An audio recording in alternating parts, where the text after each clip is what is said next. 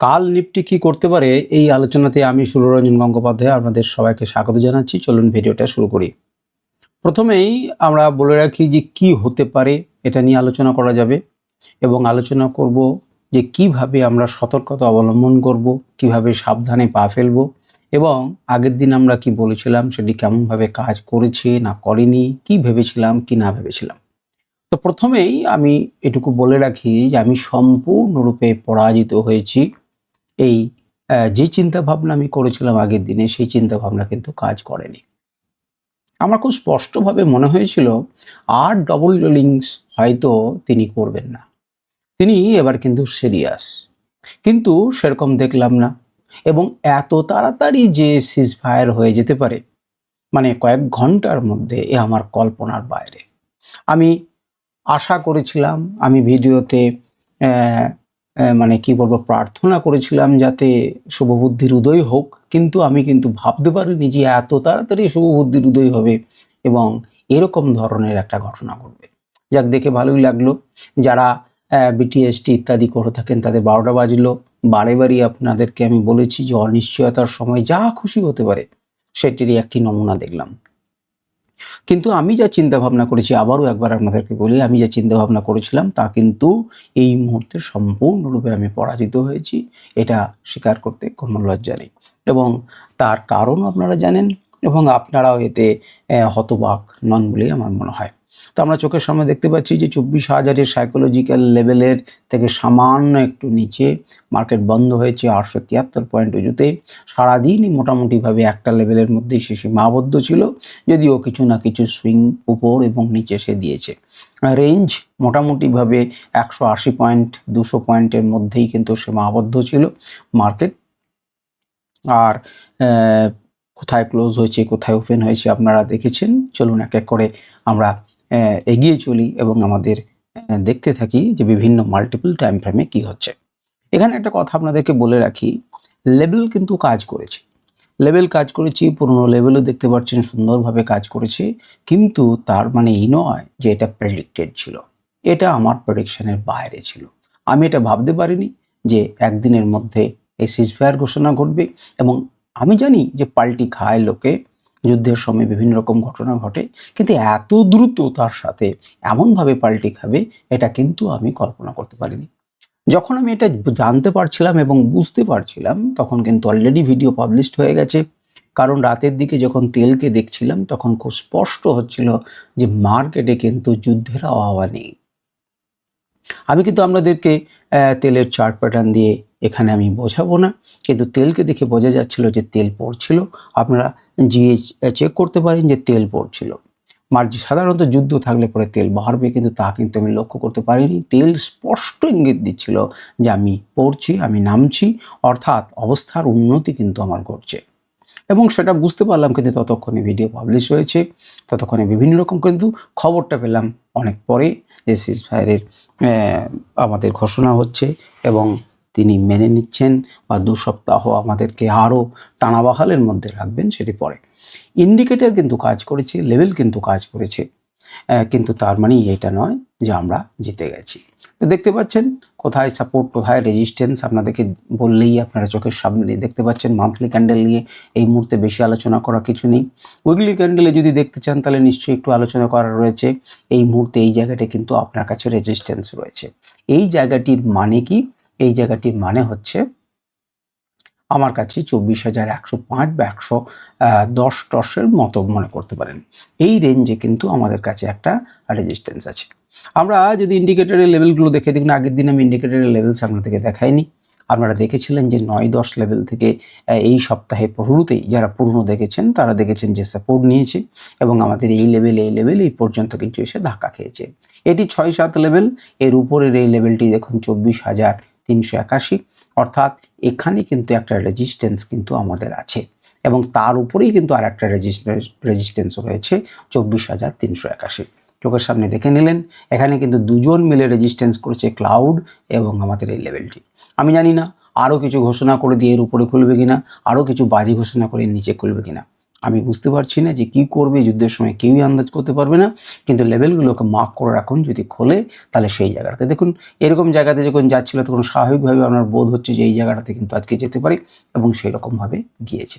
আগের দিন আপনাদেরকে ইন্ডিকেটার আমি দেখাইনি। ডেলি ক্যান্ডেলে চলে আসুন। 6 তারিখের ভিডিওতে আমি ডেলি ক্যান্ডেলে আমার ইন্ডিকেটারের কথা দেখিয়েছিলাম, কিন্তু 7 তারিখে দেখাইনি। 7 তারিখে দেখাইনি, তার কারণও ছিল আপনারা ইন্ডিকেটারের লেভেলগুলো পড়ে দেখবেন, আগে প্রাইস অ্যাকশনটাকে বুঝে নিন। এখানে যখন এই রকম জায়গাতে যাচ্ছিল তখন কিন্তু আমরা বলেছিলাম এখানে রেজিস্ট্যান্স আছে, এখানে খুব জোরালো রেজিস্ট্যান্স আছে, এবং এই জোনটা কিন্তু পেরোনো কষ্টকর হবে। যারা পুরোনো ভিডিও নিয়মিত দেখেন তারা কিন্তু শুনেছেন কথাটি। আজকে যখন আবার ঘোরার চেষ্টা করছে, এর উপর উঠলো, মার্কেট কিন্তু পরিষ্কার ইঙ্গিত দিচ্ছিল আমরা উপরের দিকে যাচ্ছি, কিন্তু বিশ্বাস হচ্ছিল না। মনে হচ্ছিল যে কারো হাতে হয়তো দিয়ে দিয়ে সে কিন্তু বেরিয়ে যাবে। কিন্তু সেই রকমই ধরনের ঘটনা ঘটার পরও তেলে হিউজ পরিমাণ টাকা হয়তো আমাদের টি করে নিলেন। এই টি অর্থাৎ কি? এইটির নাম আপনারা জানেন, একজন প্রেসিডেন্টের নাম, এবং তার আগে ট্রেডের কথাটা কিন্তু বসানো যেতে পারে। তো যাই হোক, তো তিনি তেল দেখলে পরে আপনারা বুঝতে পারবেন মার্কেট কিন্তু বিশ্বাস হচ্ছিল না। ইন্ডিকেটর কিন্তু বলছিল, লেভেলস কিন্তু বলছিল যে আমি তার উপরে ক্লোজ হয়েছি, আমার next level, next level, next level, next level, এরকমভাবে জাম্পও হতে পারে। ওর একটি ভিডিওতে আমি বললাম আগের দিনে যে খুলতেই পারে, এখানে হতেই পারে, আবার নিচেও নামতে পারে। যে ধরনের ঘটনা সেই মুহূর্ত পর্যন্ত আসছিল, যাতে মার্কেট নিচে আসার খবর ছিল, কিন্তু দেখুন উপরের দিকে চলে গেছে। সুতরাং এখানে যে হিউজ রেজিস্ট্যান্সটা আমার ছিল, সেই হিউজ রেজিস্ট্যান্স কিন্তু সেটাকে জয় করেছে এবং একদম সুন্দরভাবে ওপেন করেছে। যখন উপরের দিকে গেল তখন দেখুন এই লেভেলে থেকে সমীহ করলো নিচের দিকে আসার সময়, এবং উপরের দিকে সে রেজিস্ট্যান্স ফেস করছে। তাহলে খুব ক্লিয়ার কাট আপনি দেখতে পাচ্ছেন সামনে কিন্তু রেজিস্ট্যান্স আছে, এবং সেটি ইম্পর্টেন্ট, সেটা আপনারা বুঝতেও পারছেন। কি করবে, মার্কেটকে কোন জায়গাতে খুলছে তার সাপেক্ষে বিচার করুন। এবারে চলে আসুন একবার ইন্ডিকেটার্সের লেভেলগুলোতে, তাহলে বিষয়টা একটুখানি স্পষ্ট হবে। দেখুন 6 তারিখে এই জিনিসটা আপনাদেরকে দেখেছিলাম এবং বলেছিলাম যে দীর্ঘদিন পর এখানে কিন্তু লং পজিশন হয়েছে, এবং লং পজিশন হওয়ার পর আমি বলেছিলাম যে আমাদের এই পর্যন্ত কিন্তু টার্গেট আসতে পারে সহজেই, টার্গেট নাম্বার 1, এবং সেটিই কিন্তু আমাদের পরের দিন 7 তারিখে এসেছিল, এবং ডট টু ডট সেই টার্গেট মিলে গেছে, একদম ডট টু ডট মিলেছে, এতে কোনো ভুল নেই। এবং নিচের দিকে যখন এসেছিল এখানে সাপোর্ট নিয়েছে, খুব ক্লিয়ার, ওকে ফাইন। কিন্তু এখান থেকেও রেজিস্ট্যান্সের লেভেল আছে, কারণ এটি একটি লেভেল, এই কোটা লেভেলটি রেজিস্ট্যান্সের লেভেল। মার্কেট এখান দিয়েও যেতে পাস করতে পারে, এখান থেকে রিজেকশনে পেতে পারে। তো আমি কিন্তু মনে হলো যে ধরনের নিউজ, তাতে মনে হচ্ছিল নিচের দিকে আসবে, কিন্তু যখন উঠলো আপনাকে ইন্ডিকেটর কিন্তু ঠিকই কথা বলেছে। আমার যে ইনস্টিটিউশনাল প্লেয়ার তারা কিন্তু এখানে পজিশন তৈরি করেছেন, কিন্তু ইন্ডিকেটর বললেও আমি বিশ্বাস করতে পারছিলাম না। যাই হোক, 3 এবং 4 নাম্বার টার্গেট এসে দাঁড়িয়ে রয়েছে, এখন এই দুটো জোনই কিন্তু রেজিস্ট্যান্সে দাঁড়িয়ে রয়েছে। কে জানে এখান থেকে হয়তো আরও 2000 পয়েন্ট উপরে লাভ দিয়ে হয়তো একবারে 29,000 খুলতে পারে, আমার জানা নেই। আমি এমনি বলছি 29,000 খুলতে পারে না, কিন্তু আমি এমনি বলছি অনিশ্চয়তাকে বোঝানোর জন্য। উপরের দিকে লেভেলসগুলো আপনারা নোট করে নিন, এইগুলো হচ্ছে রেজিস্ট্যান্স লেভেল, আর নিচেরগুলো হচ্ছে সাপোর্ট লেভেল। আচ্ছা, এটি আপনাদেরকে প্রাইস অ্যাকশনের সাপেক্ষেও তো আমি দেখালাম, সুতরাং এখানে নতুন করে কিছু বলার নেই। এবারই চলে আসুন আমাদের 1 ঘন্টার ক্যান্ডেলে। 1 ঘন্টার ক্যান্ডেলেও যদি দেখেন, তাহলে প্রথমে আপনাদেরকে ইন্ডিকেটরের লেভেলসগুলোকে দেখিয়ে দিই, তাহলে আপনাদের উপকার হবে। সেটি হচ্ছে লেভেলসগুলো আপনারা পাবেন। তো দেখুন এতেও কিন্তু আমাদের কত তারিখে না 2 তারিখে আমাকে কিন্তু 1 ঘন্টার টাইম ফ্রেমে আমাকে বাই দিয়েছিল। তাকিয়ে দেখুন, সরি 2 তারিখে বলছি, না এটা হচ্ছে, হ্যাঁ ঠিকই 2 এপ্রিল 1 ঘন্টার টাইম ফ্রেমে কিন্তু বাই দিয়েছিল, এবং সেই বাই দেওয়ার পর সেটা কিন্তু টানা আমাদেরকে কন্টিনিউ করছে সেই ব্যাপারটা। একটু লেট করে দিয়েছিল, আমি বলেছিলাম, মনে করে দেখুন লেট করে দিয়েছে 6 তারিখের ভিডিওতে, এবং তারপর দেখুন এই পর্যন্ত টাচ করেছি, একবারে খুললো, যেখান থেকে রিভার্সাল জোন আছে সেই সমস্তকে পের করে এখানে খুললে এটা কিন্তু টাচ করেনি। তো এখানে কি হতে পারে, দেখুন এই লেভেলটা কিন্তু টাচ করা উচিত, 24,098, এই লেভেলটা কিন্তু টাচ করা উচিত। উচিত উচিত বলে শব্দ উচিতে কিন্তু উচিত নেইও ভেতরে ঢুকে থাকে, এটা কিন্তু টাচ করা উচিত, অর্থাৎ এটার টার্গেট কিন্তু ফুলফিল হওয়া উচিত। খুব কাছে এসেছে যদিও, কিন্তু এখনও কিন্তু ফুলফিল হয়নি। 24,010 এসে দাঁড়িয়ে রয়েছে, আর 98 80 পয়েন্ট আছে, 80 পয়েন্ট কিন্তু টাচ করা উচিত। যদি একটুখানি বুলিশ হয় তাহলে একটা টাচ করে নিচে নামবে। মার্কেট যদি এর উপরে ওঠে তাহলে এটিকে আপনি সাপোর্ট মনে করতে পারেন, অর্থাৎ 24,100কে সাপোর্ট হিসেবে কাজ করতে পারে।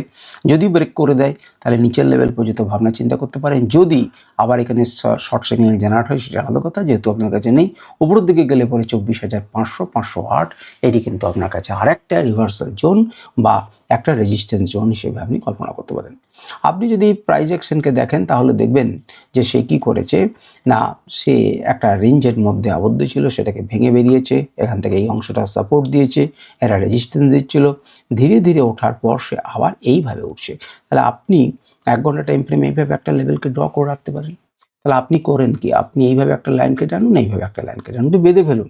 মার্কেট যদি বাই চান্স এরকম জায়গাতে খোলে তাহলে অপেক্ষা করুন উপর দিকে বা নিচের দিকে। মার্কেট যদি ওপরে খোলে তাহলে এখানে একটা সাপোর্ট নেবার, এই জায়গাটাতে আপনি একটা বাই করার চেষ্টা করতে পারেন, সাপোর্ট নিতে পারেন ছোট স্টপ লস দিয়ে। খুব নিচে যদি দ্রুততার সাথে আসে এই ট্রেন্ড লাইনটাকেও সে সাপোর্ট নিতে পারে, আরও নিচে যদি আসে এখানে সাপোর্ট নিতে পারে।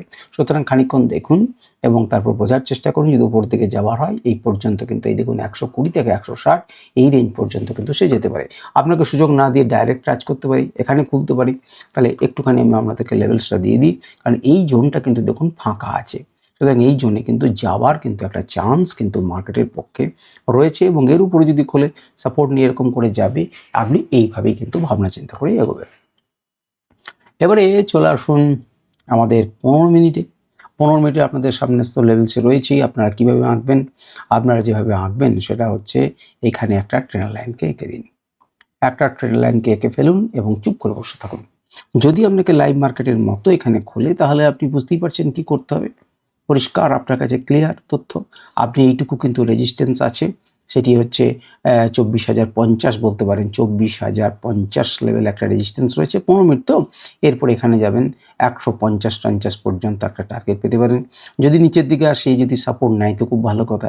তারপর কিন্তু থ্রু পাশে এসে এই জায়গাটাতে একটা সাপোর্ট নিতে পারে এবং তারপর যদি নিচে আসে এখানে সাপোর্ট নেবে। সুতরাং আপনি এইটুকুই আপনাকে দিলাম। আর যদি একদম উপরে নিচে খোলে তাহলে সেখানে যদি আপনাদের কাছে ভবিষ্যতে অতীতে দেখেছেন তার যদি লেভেলসগুলো থেকে থাকে তাহলে নিশ্চয়ই আপনারা কাজ করতে পারবেন বলে আমার মনে হয়। চলে আসুন 5 মিনিটে। দেখুন একই জায়গাতে রেঞ্জ থাকলেও কিন্তু এখানে আমরা যে ট্রেড করতে পারতাম। এই লেভেলগুলো যখন মার্কেট উপর উঠছে এখান থেকে কিন্তু সাপোর্ট নিয়েছে, সাপোর্ট নিয়ে আবার ওঠার চেষ্টা করেছে। এখানে কি প্যাটার্ন তৈরি করছে এই দুটি যখনই আপনি পেলেন আপনি কিন্তু অনায়াসে একটি দাগ টানতে পারতেন। দেখুন দাগ টানতে পারতেন হায়ার হাই এবং হায়ার লো প্যাটার্ন তৈরি করে, এবং এই দুটি যখন করলেন তখন দেখতে পাচ্ছেন সে একদম সঠিকভাবে প্রজেকশনটা আপনার হতো। এবং মার্কেট যখন এখান থেকে সাপোর্ট নিল এই এরিয়াকে ভেঙে তুলছে তখন কিন্তু আপনি এই টার্গেটকে যখন ক্লোজ করলো ফার্স্ট টার্গেট এবং তারপরে যখন একে ব্রেক করলো তখন নেক্সট টার্গেটকে কিন্তু আপনি বিবেচনা করতে পারতেন। যখন এই ক্যান্ডেলটাকে ভাঙলো, ভেঙে রিটেস্ট করলো, খুব ভালো ট্রেড ছিল, এখান থেকে এই পর্যন্ত নিশ্চিন্তে ট্রেড ছিল।